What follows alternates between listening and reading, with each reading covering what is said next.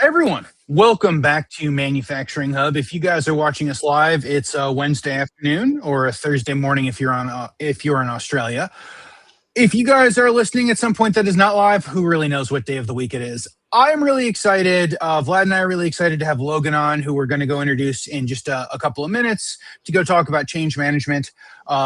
Change management is one of those topics that I suppose just kind of live with all of us, right? Like it is something that if you are part of any sort of organization, or if you're part of, a group of probably more than one person being yourself, there is the need of change management day in, day out throughout our entire lives. I am not sure that there is one single topic that has been brought up in more conversations in the history of Manufacturing Hub other than change management, either in name or, hey, this is a problem we have, or, hey, this is a project that we've gone and done and we've had to go through X, Y, and Z steps in order to be successful. And so I am happy to go ahead and dig into it with Logan. Vlad has an entire change management theme that we are trying to go ahead and do, but we absolutely want your thoughts. So if you guys are here for change management, either thoughts, recommendations, tips, if you've got questions for Logan or Vlad or myself, please feel free to go ahead and ask those. Having said that, if you guys are new here, welcome. If you've been here before, welcome back.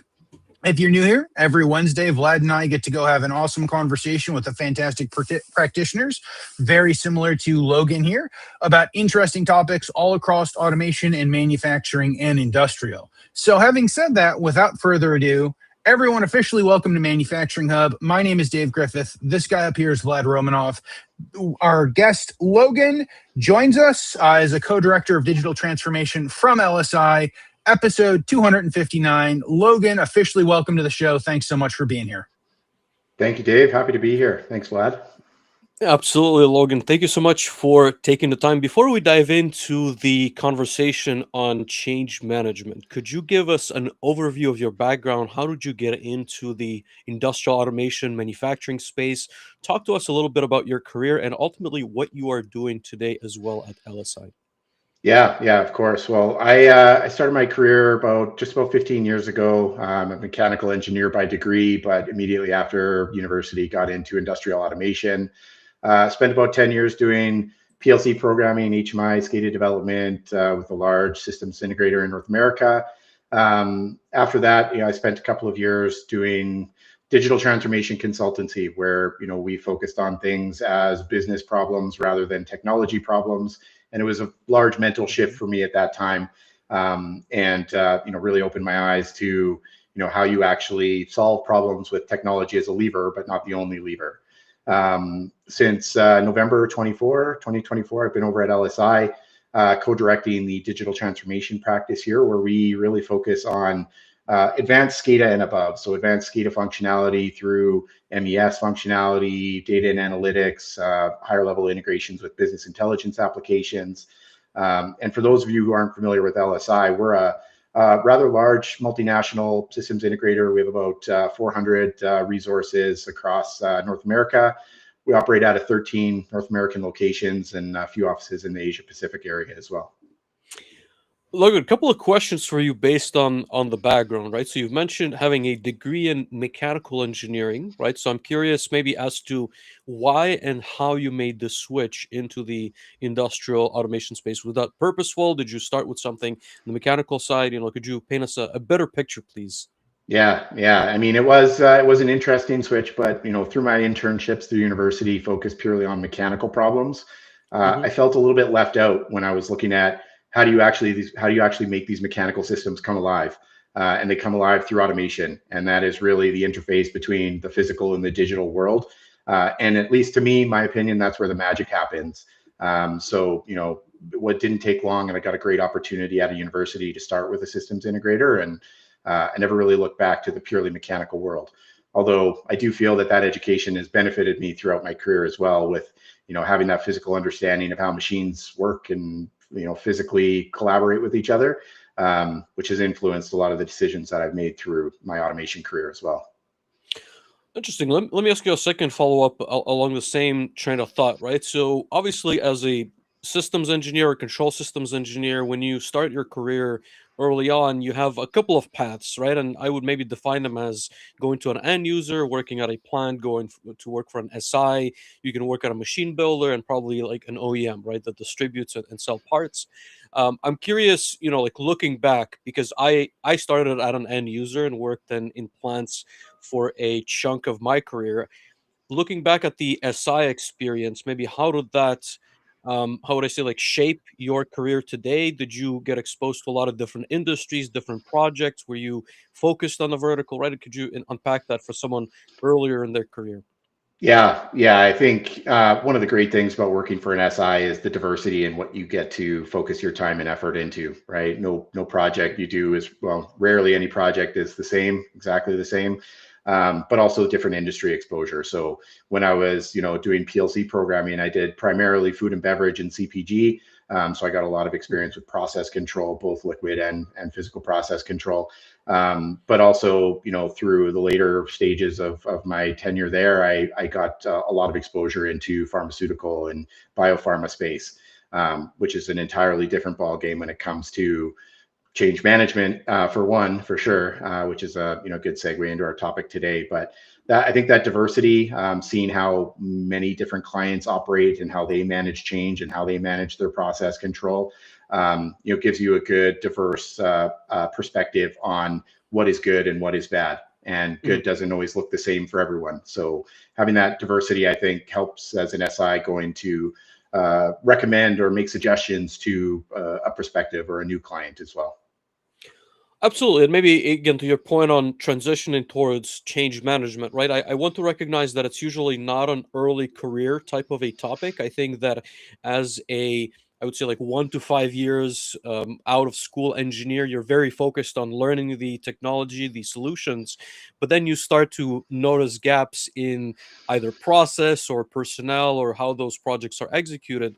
So maybe could you paint that picture for someone who may not have that context, right? What are some of the signs maybe of good or bad change management, but also ultimately define what it is for someone who is unfamiliar with what it may stand for? Yeah. Maybe I'll start with at least my definition of change Mhm. management, and then I'll segue from there into some of the scenarios that I've seen and been able to learn through. Sure. So I think, ultimately change management, to really kind of boil it down to one or two sentences, is a systematic or methodical approach to managing the transition of either an individual or teams of individuals or a system or an organization as a whole from wherever they are current state to wherever they're going future state. And I think I've maybe said that hopefully generically enough that it applies to many different scenarios, but the actual system or methodology that you apply is drastically dictated by the actual transition that's upcoming, right? I think ultimately let's call it in the automation space, what that maybe means more specific to this conversation is, let's say you're an SI or you're a controls engineer and you're designing a system that humans need to interface, and it maybe plays into an existing or a non-existing business process that may integrate with it in some capacity. However you design the system and you define the system to be, it's ultimately the process of ensuring that long term the facility actually operates with that process in mind, right? And they're not trying to deviate from it or find shortcuts or bypass the process overall, right? How do you make that sustained change? And let me ask you one, I guess, like brief follow up before I pass it over to Dave. You've also obviously you've mentioned digital transformation, which is part of your title at LSI. Could you again like paint a clear or a clearer, I would say, like interface between digital transformation and change management? Is change management as a result of digital transformation? Is it a byproduct? How would you maybe put the two together? Yeah, I would say in digital transformation, that's a very monolithic term, right? It means a lot of different things to a lot of different people. But for our focus areas, right, where we're focusing on advanced SCADA, where I'm talking more kind of dashboarding, detailed analytics, trending capabilities, where you're trying to make decisions based on the information that's being presented through MES for sure, right? All of the Yep. different suites of functions in MES, because MES is so tightly tied to business process and how people go do their work day to day. And ultimately, I feel that the closer you get to to applications that the closer applications get to the act of making a decision, the more influence or focus on change management you need for that. I think MES is probably, and I think many people would agree, change management in MES is probably one of the hardest components of a successful MES project and an unsuccessful MES project. Absolutely. Dave, thoughts? Yeah, Vlad, you're over here just really asking the easy questions. I'm sure Logan really and the listeners really appreciate you just easing Logan into the questions. But no, I think both of you brought up some really good points when it comes to change management and how one comes into change management. If you want, I guess I want to expand upon that a bit for the listeners.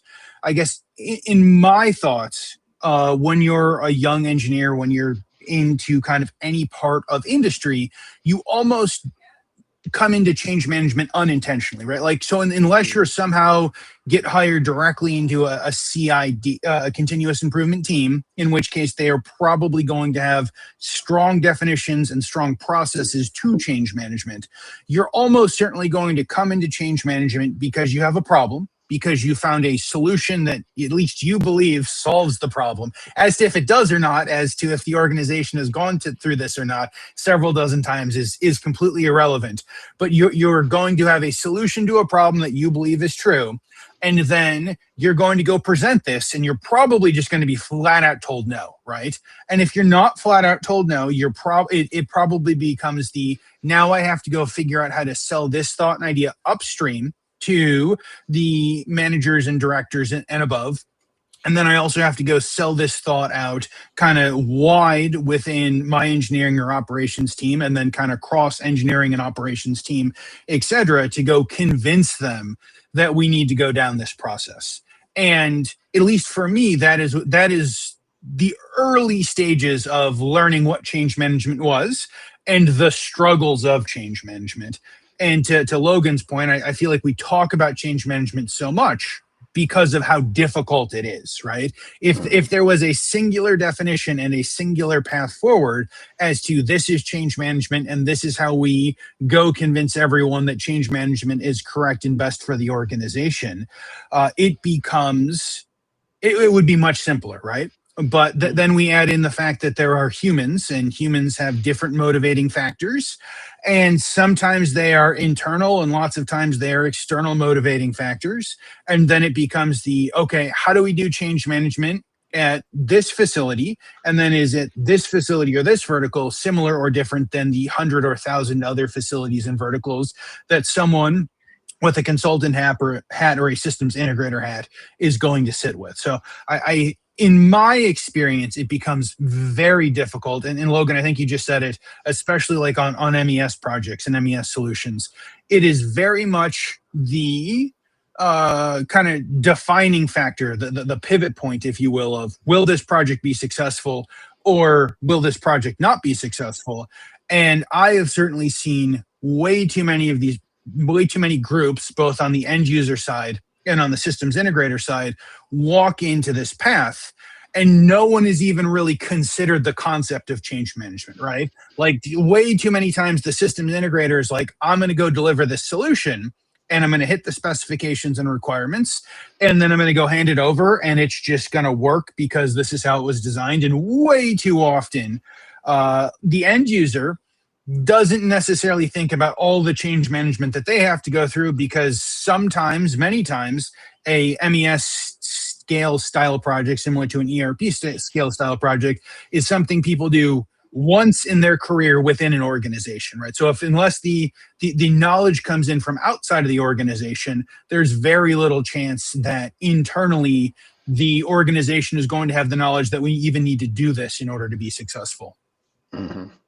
Yeah, you hit on something there that hit close to home, which is the unknowingly stumbling into the requirement of change management. Because I think, I doubt that we're alone in that. I feel there's, probably a lot of listeners that have unknowingly stumbled into that as well. But, myself, an engineer, right, when I got out of school, I was focused on making technically perfect solutions, right? And I wanted them to function perfectly based on the requirements, perform all of the features that they needed to perform, and ensure that we got through ultimately, you know, an FAT or an SAT without a hitch, right?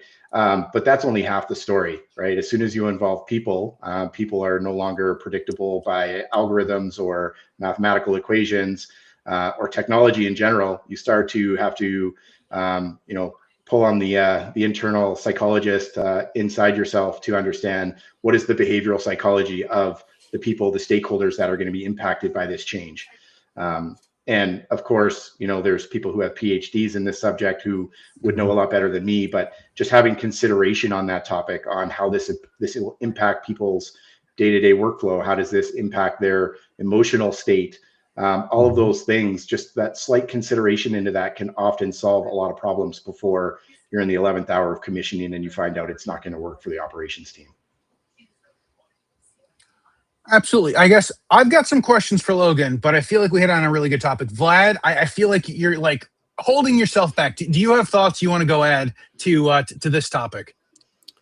Well, I think the interesting thought, Dave, that you've mentioned, right, which I will formulate into a question for Logan, is the fact that there is rarely a delineation between an end user and an SI of who's going to be responsible for change management once the project is completed, right? And one could argue both sides, saying that once there is a scope of project on the technical side, there is little incentive to execute more than, you know, just deploying this in the field and walking away and letting the end user handle whatever is again, like to handle within their organization. But on the flip side, again, there is a level maybe of responsibility that if the project fails for other reasons other than technical, then even your organization would look bad, right? So I guess maybe a question for Logan is, where have you seen those lines sort of fall? Is it same as Dave has mentioned, pretty rare? Does it fall on the SI, or is there some ownership that has fallen on the SI as far as change management goes? Yeah, I think, I mean, that's a great question. I think if we were to look at when a project fails because of change management traditionally, right, I think there's blame to place on both parties, the service provider who designed and implemented the solution, as well as the end user who, you know, was unsuccessful at maintaining that application long term, or extracting the value out of it that they intended to extract, right? And you know, coming from an SI perspective, you know, there's a lot of scenarios where we're working with a client and there was a scope request and we quoted the exact scope and implemented that exact scope to the T, right? And it's unsuccessful because we didn't have that forethought or foresight to work in some of these design choices that would have improved the end user's ability to adopt that and successfully implement that type of application or change, right? But to give the SI some credit too, in the world of competitive RFPs and RFQs and all of that, price is always a determining factor in who's awarded and not awarded those types of projects.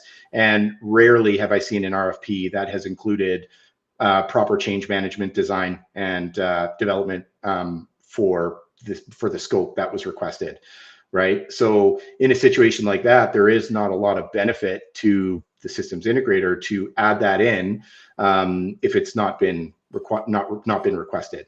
Now, of course, I think SIs do have the responsibility to call out risk when there's risk, right? Regardless of what's in the scope and what's out of the scope. And I think those who don't have or who don't put in the time to think about the post-deployment, post-implementation phase of this and what that could result in and how that could influence the success of a project are doing themselves a disservice. Because ultimately, if a project fails because a client has failed to adopt it, that still, at the end of the day, impacts the reputation of the services provider, right? And at the services providers are built off of their reputation. Yeah, and it's a very I find like different, or I guess difficult challenge to crack, right? And putting myself back in the shoes of the end user, I have very rarely seen benchmarks for, again, submitted bids, whether that's proposals or quotes, that were basically marked down apples to apples. Meaning that, let's take something as simple as training post installation, right? And you could extract that and quantify what is the dollar amount attributed to such an exercise, which is going to result in a successful deployment of that specific system in an organization, right? It's going to be very rarely done as such, and it's only going to be just the total dollars compared to your point on who's going to win that project. Therefore, you're almost disincentivized to add a lot of those components that may be perceived as risky by the end user. It is a very, very difficult challenge. I guess how have you navigated some of those conversations in the past? How have you maybe convinced or sold to the end user that there is necessity to have those conversations? I think ultimately it just comes down to having the conversation, right? If you can air your concerns and talk through some of the things that you think need additional consideration within the bid process, right? A lot of the times I think the bid process is handled on the end user side without a whole lot of consideration to that post-implementation phase as well, right? Their main goal is to execute this project and get the project implemented.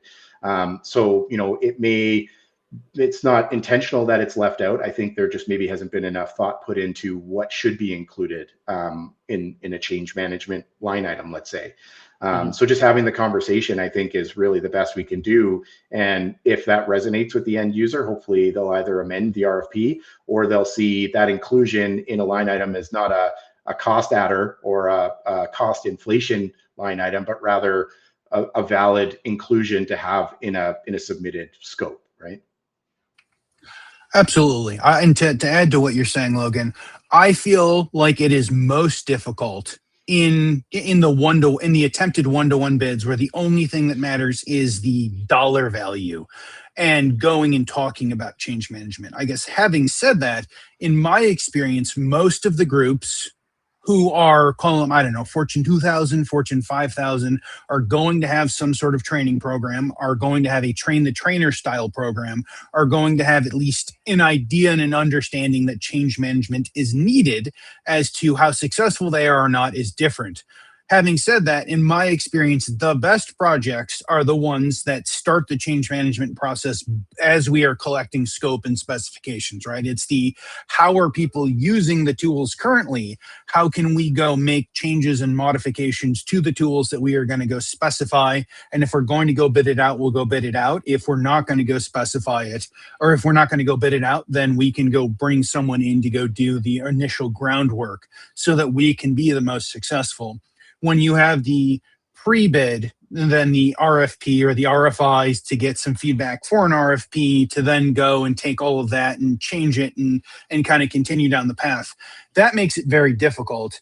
And as you were saying, Logan, if someone sends in a bid and I bid $10 and Vlad is exceptionally much more thoughtful than Dave is, and he's like, it would cost me $9.50 to go do this work, but I think it's going to be 2.5 times the work because of all of this hypercare and the after and the training and the change management, and he bids $25, he's hardly ever going to go win a competitive bid process because he is that much more expensive, even though he adds it in, which makes those kind of one-to-one, it makes them very difficult, right? Like the best ones that I've seen are like, you have to have these line items. These are the line items we're accepting.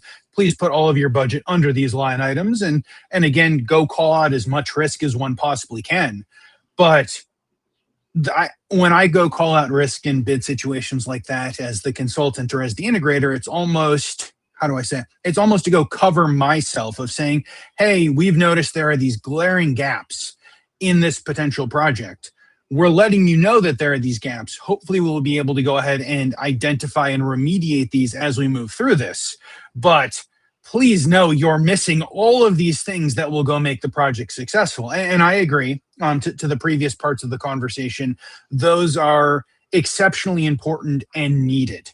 I guess let's slowly transition away from that and go talk about, so Logan, you're sitting in, co-director of digital transformation in an integrator right now. As I guess, let's say that there's a blank slate, that there's a new client that comes in and says, hey, we want to do this project. How do you go start bringing up those concepts and those conversations of change management?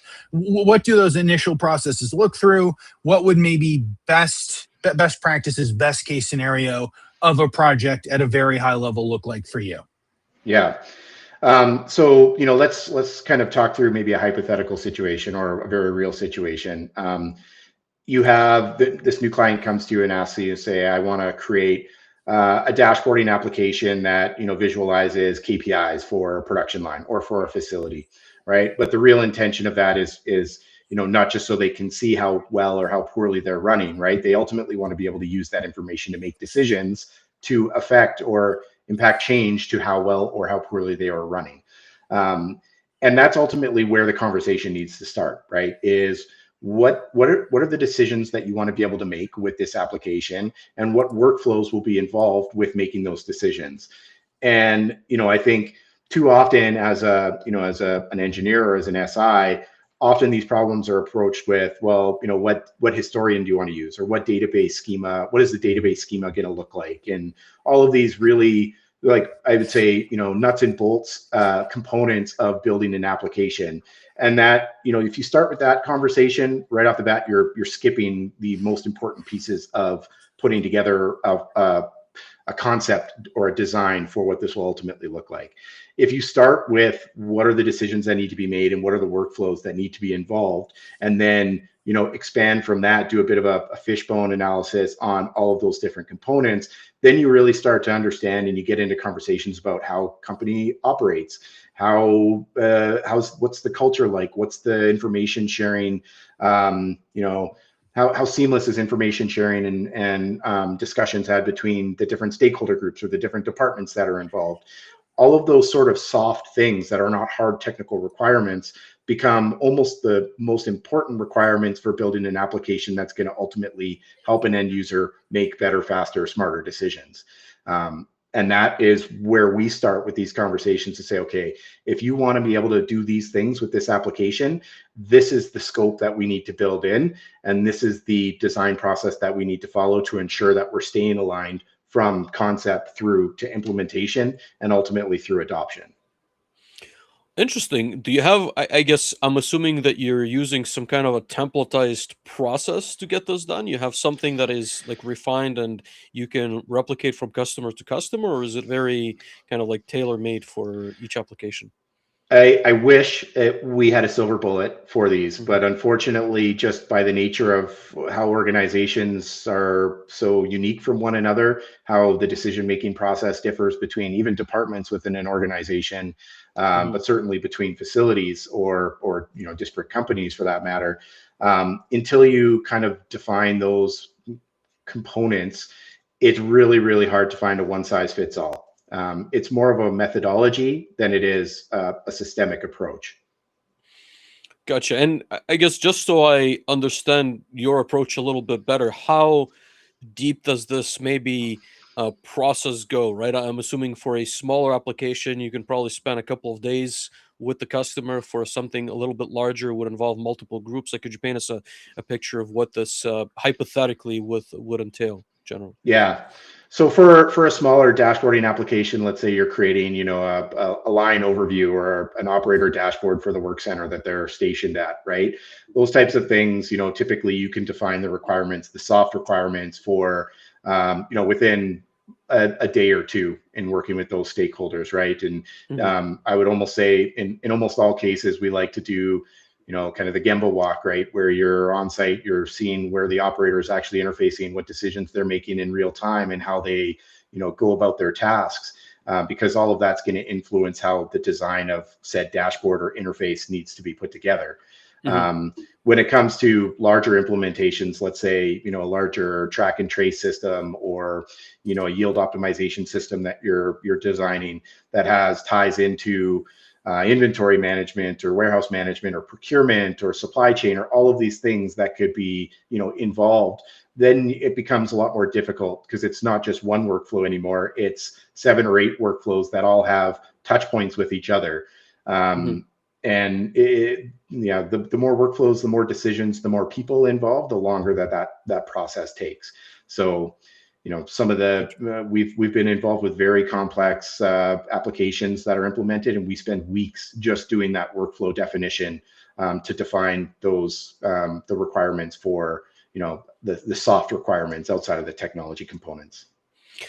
Let me ask you a follow-up on that side, right? So traditionally, right, again, based on our earlier conversation, I would argue that SIs typically had a very technical, finite scope of work, right? Once we start talking about digital transformation, which, we've discussed a little bit earlier, I think it's an ongoing process in almost every case, right? You're seeing your customer as a partner over the long run versus here's a finite project. Once it's done, it's sort of done.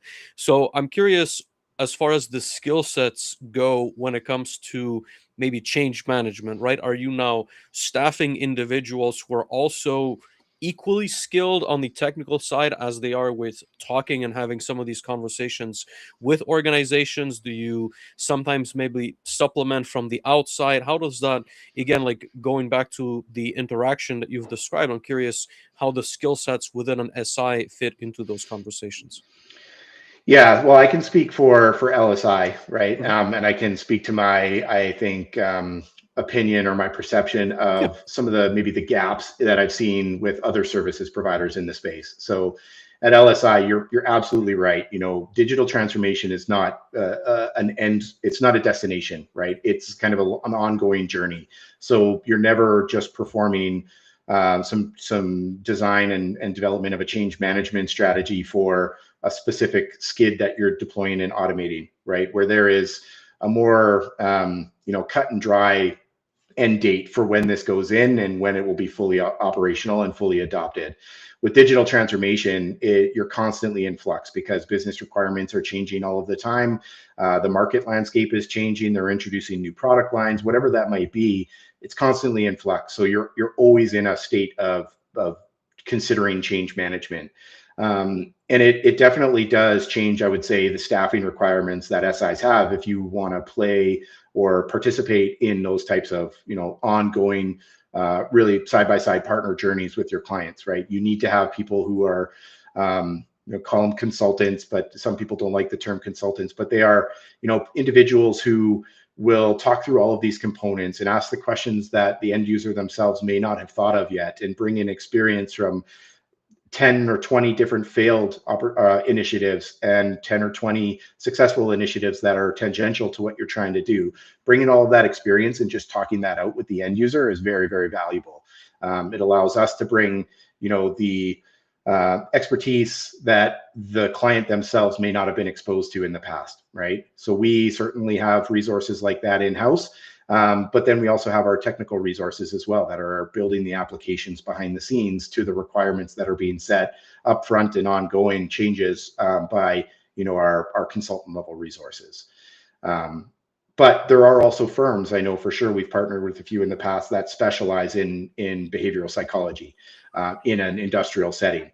And depending on the level of change, I would consider if you're doing a net new ERP implementation or a rip and replace of an ERP, you would almost every time need more management level consultants to help you through that process, because there is no more change that you can impact on a manufacturing facility or organization than ripping out their ERP and putting in a new one. I agree. I think it would be difficult to go affect a more substantial change.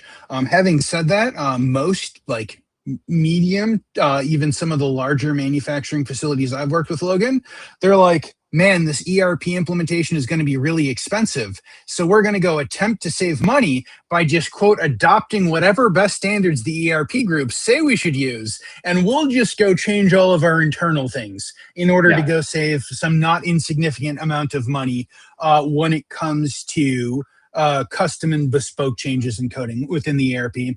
Man, I have never seen, I've seen very few projects that easily last 7 to 10 years before they either implement or don't implement. Those are always very long projects. You brought up an interesting point talking about behavioral science and behavioral experts. I guess we've dug into some of the technical side, right? So we've dug into the technical side. We've dug into the calling out risks or potential risks. But when it comes to change management, there is a huge amount of the human side.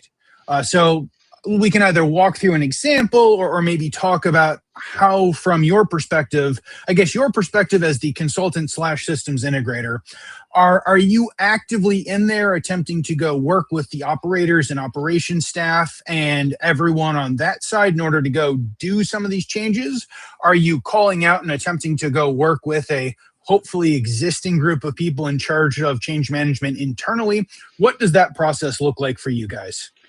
Yeah, one of the first questions when we get into these types of engagements with our clients, we ask them is, what is your change management or CI practice look like internally, right? Because ultimately, if they don't have a self-sufficient CI group that can sustain this change, it's rarely going to be successful long term.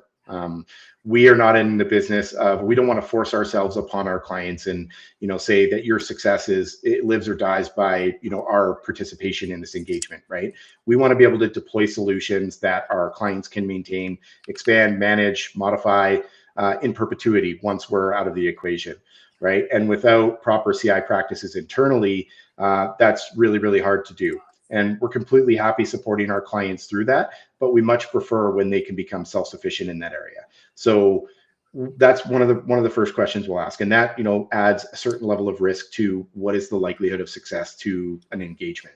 But when we are in alignment with their ability to take on a change management strategy that we have potentially developed in collaboration with them throughout the design and development phase of the project, then almost always there's a bit of a handoff or a post-implementation phase after commissioning happens, after the trainer sessions have happened, and after we've done our touch points with them 30, 60, 90 days afterwards to ensure that the application or the product or solution is being used the way it was intended to be used, and there's not modifications that need to be made to ensure a higher level of adoption.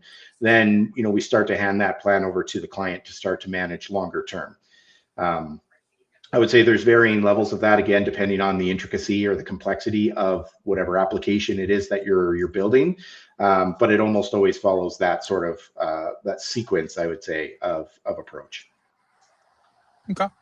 I like that. I guess I want to go talk about some examples, some successes, some failures. I feel like we all learn more from failures than successes. I know my failures have certainly traumatized me much more than my successes stay with me. Having said that, I want to go dig into what you mentioned, right? So Logan, best case scenario, medium to large size organization. And I imagine most of the groups that LSI works with are of the medium to large size or organizations, just because the size of LSI. So medium to large size organization hopefully has some change management. What if there's been some turnover? What if they don't have that change management internal? What does that process look like? Do you guys work with them in order to go find someone to be that internal change management person? Is it maybe we're not ready to go down this path? Let's go figure out what the foundational steps are for the end user first. What does that look like if they're not ready and not actively doing change management? Yeah, so we have certainly consulted with organizations and made recommendations for how they could either replenish or build a CI team, right, to handle ongoing change management. We are not management consultants, so we are not in the pure change management consulting space where that's we would come in and do that and then walk away. We provide change management as what we believe is a necessity for people implementing projects of this type, as a value add for our clients, right? So typically, maybe the analogy I bring is more of like the design build, right? Design build firms rarely do design on its own; they design solutions to then build. That's kind of the scenario that we approach our clients and our engagements with as well. So depending on, I would say, for lack of a better answer, it depends, right? Depending on the state they're in, we would either recommend that you bring in another firm that specializes in organizational management, or if it's really they've lost a key stakeholder who was the champion for this solution that we deployed, then certainly we would come in and help bridge that gap until they found an appropriate replacement for managing or championing that change. Absolutely. Let me It's always jump in. Let me jump in, Dave, for a moment. Just wanted to ask Logan a follow up on that side, right? So I think the three of us, agree that there needs to be a foundational baseline for the capability of change management, at the very least, as the necessity for success of the technical projects, right? And I think we've also identified, I would say, almost like two paths to getting there. One of which is joining a CI team, or number two, just trial by fire, right? You failed so many times that you've now recognized, well, maybe this is a skill that I should acquire. I'm curious, Logan, like, as you maybe hire individuals, interview individuals, and assess them on that side of things, what would you recommend, or how would you recommend them to sort of bridge the gap from their technical expertise, but now also being able to serve the client on this change management side? Yeah. So let me see. Let me think about this. For as far as when we're looking for talent, right? One of the questions, well, maybe I'll phrase it with an example. Instead of asking, if you were going to build this type of solution, how would you build it, right? I would rephrase the question to say, if we were tasked with implementing this type of solution, how would the client use it, and what benefit would they gain from it? And that type of approach, I think, can be applied to automation projects as well, where instead of asking about how would you program this complex sequence, is how does this complex sequence affect everything around it, right? It's something I always recommend to people who ask for career advice as well, is, what is the number one thing that I can be doing in the space to advance my career or my professional experience? And it's, don't just think about the system, right? Think about how a facility or an organization operates. Consider how procurement happens, how maintenance happens, and the workflows that go into that. How engineering and design influences the operations teams. Think about all of these different things holistically, rather than just tunnel vision on the specific system that you've been tasked to work with. Because that holistic thought process, I think, is one of the critical pieces that the industry at large would benefit from more experts in. Appreciate it. Thank you. Dave? I know you had follow-ups for Logan. So I was going to thank Logan for his really specific and good examples. Sadly, sometimes the best answer is it depends, and so I would agree. I would agree with that. And I like your concept of trying to go understand the value that it brings to the system. I would agree. I think to some extent it's important. It's important for lots of resources to understand how to go build something, right? And the build something could be a SCADA solution. The build something could be a bunch of Excel macros on the finance side, or how to go integrate something to QuickBooks. Like, it's important to be able to, for many people, technically build something. The much more valuable skill is understanding how everything works within the organization, and the value that what you've created, how that applies to the organization, and then honestly to go ahead and go elevate that to other parts of the staff and other parts of the executive leadership, so that they understand, which in and of itself is a not insignificant part of change management. Logan, you talked about some successes, you talked about some failures. Do you have an example, or maybe a couple of examples of failures, or a failure and a couple of successes, inclusive of change management? Those are always some of the most fun parts of these conversations. Yeah, definitely have a number of failures, or unsuccessful stories. I have a number of successful ones too, but I think the ones that you can glean the most from are learning from other people's misfortune. So I'll go over a couple of examples there. One of them, number of years ago, building an application that was, again, going back to my earlier example, KPI tracking for a line in this scenario. It was doing throughput, uptime, downtime tracking, and some dashboarding. Technically, I thought it was perfect. We had all of the requirements. Commissioning FAT, SAT was a huge success. We implemented, we did train the trainer sessions, we walked away. Thought we were done, went in maybe 6 to 9 months later for another engagement at the same facility. And all of the terminals at that line for displaying this dashboard were shut off. you raise a question, well, when did these get shut off? Oh, I don't know, a few months ago. They were just never turned back on, right? And that hurts as an engineer who thought he designed something really beautiful and technically sound, to know that they were no longer using it because somebody turned it off and they never needed to turn it back on, is a clear indicator that somewhere along the design development process, something broke, right? And we did a postmortem at that point too. We really wanted to understand how we could improve for a redo or retry. Where did this go wrong? And ultimately, it was because two main things. One, we never involved maintenance into the design process. It was an entire workflow that we didn't have a whole lot of consideration for because the requirement was to use these sensors to track throughput. Well, when that sensor is a photo eye and maintenance has a workflow where if that photo eye goes out, they don't care because it doesn't affect the actual production of the widget. It often takes a long time to get that replaced when there's 1,000 other fires going on of higher priority. So in the periods where those photo eyes were out, well, their throughput calculations for performance and yield were, non-existent. So one, the system wasn't designed with that consideration in mind. Obviously, if that workflow would have been considered heavily, there would have been some additional thought into, okay, well, how can we provide an easy way for reconciling those automatically, totalized production counts through that line, so that even when that photo eye is down, they still have the ability to either manually enter or reconcile the values that they're seeing, right? Pretty easy fix. It was just something we hadn't thought about at the time. And I think, as we all know, as soon as you lose the trust of a few stakeholders that are using an application, it's the easiest thing to break and the hardest thing to build. And once trust is lost in an application, people go back to using spreadsheets. And that's exactly what the client did in this scenario.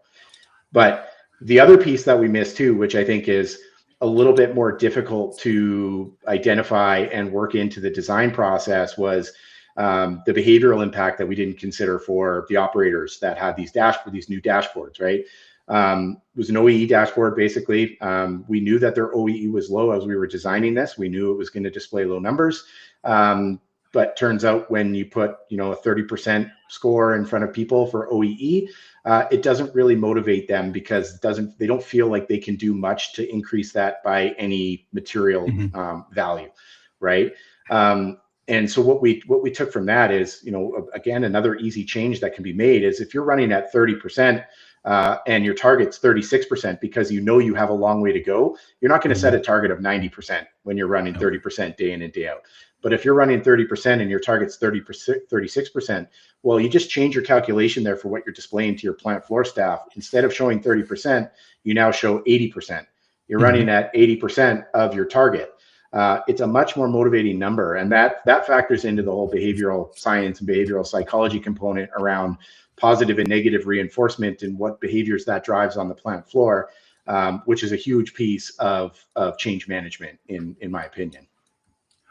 Absolutely. I can't tell you how many times I have gone and looked at some of those OEE KPIs and seen no one's been tracking it, right? So we don't know how bad it is. And it's like 14%, 26%.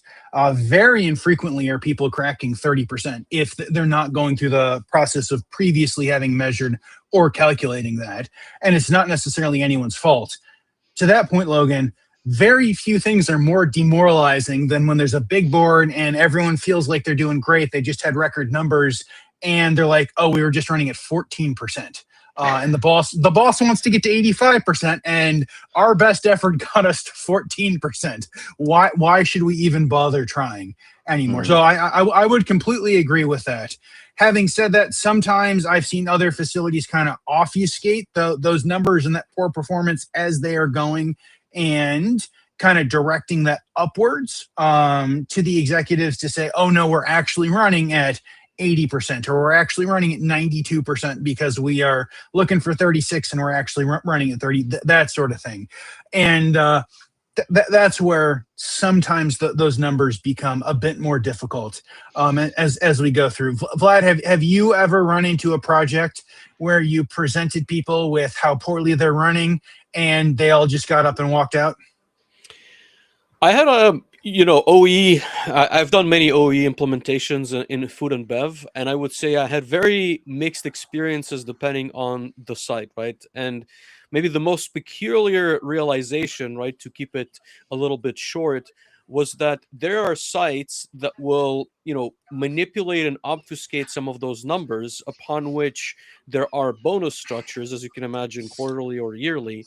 And so the people that have that workflow or capability are very reluctant to change for that reason, right? Mhm. So the typical engineer would want a system that cannot be manipulated, that is, how would I say it, like data correct, or data exact, so to speak. But again, the human nature is such that they want these strange features and will basically fail the project as a result of no longer having that control. And again, if you haven't seen it, if you haven't lived through it, Mhm. it's very hard to picture that that is what is happening on the plant floor. But I've certainly, again, I've seen groups that are, again, to Dave's point, maybe delusional to the extent of thinking that they can change very rapidly just as a result of having the metrics. And that is very rarely the case. And someone has to break it to them that the groups that have achieved 85% OEE are the ones that have established not only the analytics, the data, but also the culture, the approach, the trainers, right? There's a Mhm. whole slew of different other factors. So it is a very interesting factor, I would say. But like I said, for me, the most kind of astonishing like witness was of this instance where, again, they really wanted that feature of being able to change the numbers, right? And obviously I can get in the details, but you can get the picture of how that can be done. Yeah, and I think there's a pragmatic approach that you can take to the obfuscation that you put on the data, right? And depending on the culture, which is the number one driver for why you make decisions on what you show where within an organization, right? Depending on that culture, you make decisions to, do that in areas only when it makes sense to drive the Mhm. right behaviors, right? Which ultimately, 1,000 good behaviors on the plant floor versus 100 good behaviors is going to drive a better outcome, right? So you want to go for every opportunity you can to drive the right behavior. Yeah, and I would say like Logan, like the story was like really good, right? And I think it illustrates, or at least like my biggest takeaway is, if there's no champion within that specific customer that will continue to drive the value of the solution. And to your point, again, it's hard to figure out who is to blame, whether, you know, you needed to have investigated more on the maintenance side, or they should have internally flagged that as a risk and realized, you know, that champion within CI or operations needed to have those conversations, is of course difficult to say. But again, in my experience, if there is not that one single owner that will drive the execution from the customer standpoint, it is very likely to, again, like in a broader sense, fail, right? So Mm-hmm. it is interesting to hear these postmortems as well, right? I learned a thing or two, and as I've mentioned a little bit earlier, if you haven't gone through those experiences, I almost start to question, where could you find this type of information, right? I don't think there's any books, or at Yeah. least that I have seen, written on these deployments, right? So super interesting. Appreciate it. Yeah, Mm-hmm. I would agree. I don't think the maintenance part is necessarily a your issue. I think that that could have been flagged, should have been identified when it first happened, as opposed to, hey, it got turned off several months ago and we never said anything, because it probably would have been a very minor tweaks to go solve those problems. And all projects have unforeseen issues that take a little bit of effort and a little bit of tweaking as you go through that. I have been to facilities that projects didn't work, and we went back, and you're continuing to work with the groups, and that's fantastic, but it is completely demoralizing to see Mhm. thousands of hours and years of work go into a project, and then it's like, yeah, it didn't work for X reason, and now we've mothballed all of it, and we still like you guys and we're still going to work with you guys, but we just completely mothballed that, and we're going to go look for something else, anything else, and we fired the project manager. We've certainly been through several of those in which the project manager was no longer there, rightfully so. We've talked a bunch about the human side. We've talked about some projects. I want to talk a little bit about some of the future technology. So technology is continuing to advance. We've got artificial intelligence. We've got machine learning. We've got all of these tools that are probably going to drive technology forward at rapid speed. But it's also going to impact change management, right? And change management requirements, and it's probably going to push more need for change management and the understanding of the humanity part of this. How do you anticipate the future technology changes, and how do you anticipate the future technology changes in relation to change management as we move forward with manufacturing? Yeah. I think there's a couple big pieces. I'm going to come back to the AI piece after, because that's a huge topic. We could talk for another 4 or 5 hours just on AI and change management there. But outside of AI, I think I've seen a trend, and I'm curious if you guys agree, over the last little bit, where the industry, the requests for applications, operational applications or OT applications in manufacturing is shifting from maybe the traditional platform approach to a more modular operational platform, right, for OT, where rather than deploying an MES with 14 functions all at once, right, you're starting to carve this up and deploy more like modular microservice almost based deployments to solve specific use cases. And I think that is potentially, well, maybe first I'll ask, do you guys agree with that shift, maybe at a high level? I think there's more applications available today than in the past, which lends itself, I guess, to less of a monolith, to maybe microservices as you're describing. But I'm not sure from an end user if that is more of a requirement or a need, right? Gotcha. Okay. Yeah, I could see that. I guess regardless, I think this shift, and we've seen all the big players in this space moving away from you buy our platform and we provide all of this functions bar none, right, to more of an a la carte option, let's say, where you can buy pieces of our software to solve specific use cases. And I think that shift is because of a few different things. One, it's a huge technical undertaking to deploy 14 different MES capabilities in a single platform all at once. Right, that is a monstrous undertaking from a technical standpoint. But two, it's also a monstrous undertaking from a change management standpoint. So you bring those together, and your chance of success is much lower. Plus, your costs are much higher. So for many reasons, they're moving towards this more use case specific offering or functionality. And I think that shift, as it continues, will also change the landscape of change management, where now the scope of change management is also becoming much smaller, where you're not impacting 25 workflows all at once. You're impacting 5 or 6 at most. And it really is just, I think, starting to increase the likelihood of success for a lot of these implementations, and allowing change management teams the best chance possible to be successful in their goals. So I think that's one piece, and I think as technology shifts more towards that direction, I think the change management or the methodologies used in change management will continue to shift as well. But going back to the AI piece, AI in change management is a whole other ballgame, because AI, if we talk about traditional AI like machine learning, deep learning, things like that, those are more systematic with mathematical statistical approaches to solving problems. So there is determinism in them, right? At least a measurable amount of determinism. But then we start talking about things like generative AI and chatbots and integrating agents into all of these different workflows, where determinism is not measurable. There's no confidence score. There's no there's a higher level of difficulty with observability and traceability in the decisions that are being made. As those come in more and more into manufacturing, I think change management goes from managing an application to managing now an individual or a team of individuals, where the tactics and the strategies applied to managing generative AI implementations will be more like managing people, human resources, rather than applications. Because when it comes down to validation or qualification or certification, I think there is going to be a very similar approach, where you can no longer test that this application worked once. You have to continuously test it to ensure that it is not drifting or losing the capability to perform a function that it was intended to perform. And that is going to be a huge shift, I think, in manufacturing technology. I would 100% agree with you, Logan, right? I would say like my main concern, and I think I've expressed this in a different conversation, right? But you've mentioned this point earlier in your story where if the, end customer or end user is experiencing any doubt in the system, they will immediately resent the system, the group, the project, and whatever else that's tied to it.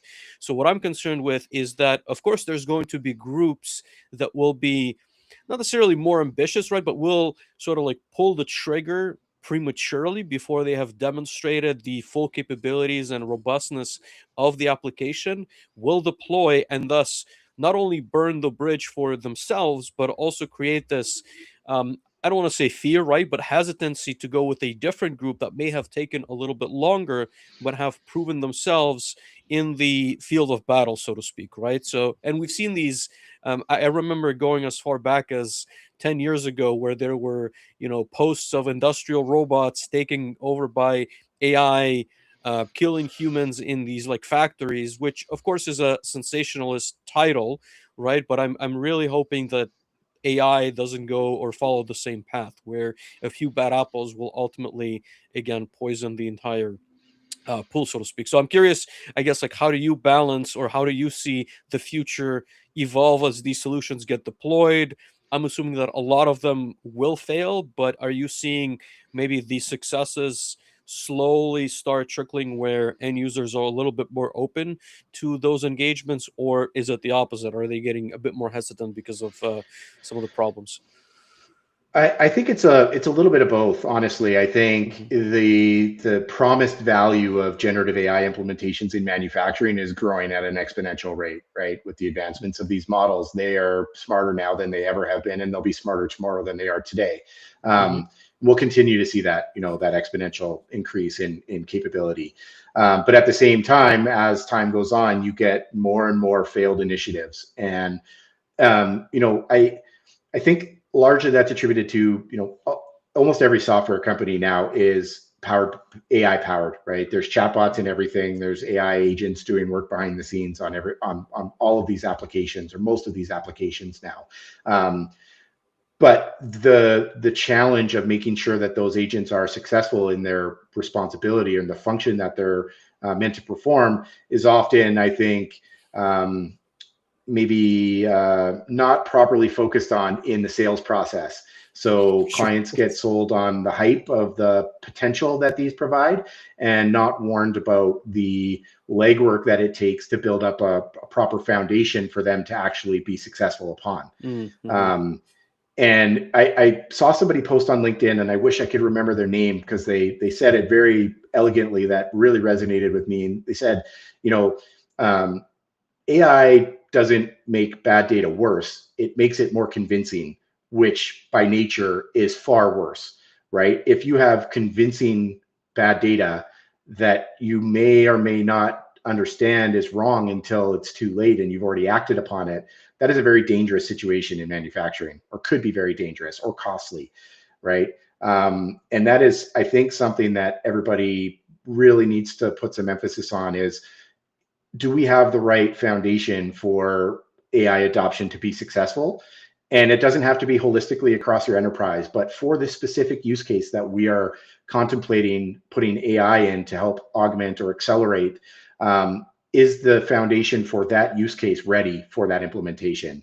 And if it's not, and you do it prematurely, you're going to get exactly what you said, Vlad, which is, you're going to get an untrustworthy response, and it's going to cause somebody a lot of headache, and that is going to be the end of that tool, right? And it'll be a while before they build up the courage to try again. I like that. I like all of that. I like all that. And I think, Logan, to your first point, talking about the monolithic engagements and these monolithic solutions versus more microservices, I haven't traditionally considered them as microservices. I would say, in my experience, especially in the last 7 to 10 years, I see more and more groups going and building things by phases, either to allow them to deliver sooner, in order to limit their overhead and exposure, in order to go attempt to build with one group and then determine if they want to continue with that group or not. And so I certainly see more and more of those. And on our side, as we are architecting solutions and building and deploying these solutions, we're certainly doing them in the fewest amount of sprints, and we're certainly doing them at the most rapid rate possible for all of what you're saying. I was reminded a number of years ago, I was deploying, I think it was a phase 2 of an MES solution at a fairly large Fortune 50, right? And as part of phase 2, we had to go completely rebuild phase 1 because it was done so poorly. It was impossible to go build phase 2 on top of phase 1, as they oft are, because we were not involved in the phase 1 build. Having said that, at some point, I had a tally, and Vlad has heard this story. I had determined that we were one of like 4 to 6 competing MES solutions across the enterprise, and they didn't know which is gonna win, right? Like they like legitimately didn't know, but they had 4 to 6 of these champions, so probably vice president plus, who are all championing the enterprise to go ahead and deliver these solutions, and they were kind of hedging that one of them was going to work.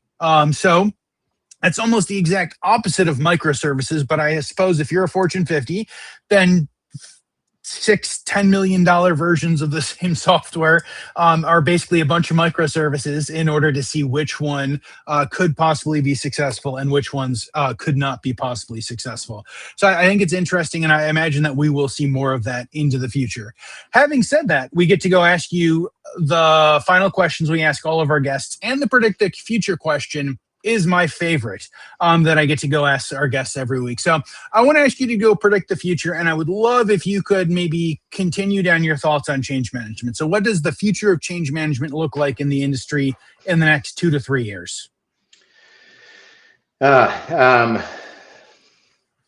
could go any way. We could have AI-powered robots taking over the world, in a sensationalist opinion of AI, but of course that's not going to happen.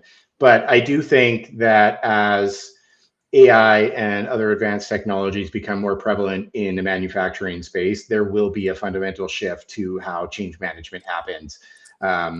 Obviously, AI will never replace the human component of anything we do in our day-to-day, right? But there are certain aspects of change management that I feel will be accelerated, augmented, or the frequency of a check-in or a touch point regarding the change management aspects of an implementation or across a facility as a whole will be augmented by agents through the workflow. And I think that will, I've never met a continuous improvement team or a change management team at a client that was not, at least 2 to 3 months behind where they should be, because they're a small team taking on way too much. And they're just drowning in things, right? And as soon as you fall behind in that world, it is really, really hard to get caught up. And sometimes you're not in near enough real time to catch problems before they become a severe problem or a catastrophic problem for the success of an initiative. So I think the more we can augment that and offload some of the less emotional components of change management, I think it'll be a huge shift to enable CI teams to get caught up and actually start thinking about what comes next, rather than what do we need to get caught up on, what fires are we still fighting. I like that. I'm hopeful for that. At least that last part, I'm very hopeful. I am hopeful for that. Next question for you, Logan, is some career advice. So if someone was kind of earlier, maybe mid-career, what is one best piece of advice you can give them? Yeah. I think I mentioned it earlier. The one piece I always give to everyone is don't think about the system. Don't think about the component. Think about the system as a whole. And that is applicable to any level at which you're focused on. If you're working on a VFD replacement, don't just think about the VFD. Think about the PLC that it integrates with. If you're working on a case packer replacement, don't think about the case packer. Think about the entire line and the area of the facility it works in. At least try to go 1 to 2 levels north and south of wherever you're working to understand the impacts that change will have outside of where you're actually, hands-on keyboard. I like it. I like it. I think we saw Vlad flinch when you said case packer. So you know you've hit close to home. Logan, you've got a couple of book recommendations for us. What do you have for us today, please? I'll start with a boring one that I think you guys have probably got a lot, which is The Goal. And I mean, great book, a little bit dated, to be honest, today, but I think it covers a lot of really, really good concepts if you're new to the optimization, continuous improvement, and change management spaces, right? So that's one. The other one, maybe something that you may not have been recommended yet. I'm curious to see. It's called Switch, How to Change When Change is Hard. I think it was authored back in like 2008 or 2009 or something like that. But it has a really, really cool metaphor that it follows through like the core messaging of the entire book. And it talks about, metaphor is basically there's a rider that rides an elephant through a path and navigates a path. And the different pieces, the rider represents the more analytical or rational part of the brain. The elephant represents the emotional part and the motivation part of the brain. And then the path is the environment in which you're navigating or impacting change within. And the whole kind of concept comes back to, you need to direct the rider, you need to motivate the elephant, and you need to shape the path. And thinking about all of those things when it comes to change, especially the emotional part. Remember, the emotional part in this book describes as it provides the energy and the motivation to actually impact a change. That is the key component. You need the right behavior, you need the right attitude, and you need the right motivation. You can't just think about it analytically, but those two things don't work without an easy path as well. So doing everything you can to shape the environment that you are impacting the change within as well is really important. So really, really good book. I would highly recommend it for people who want to understand maybe the more psychological components of change management. No, I like that. The book name sounds very familiar.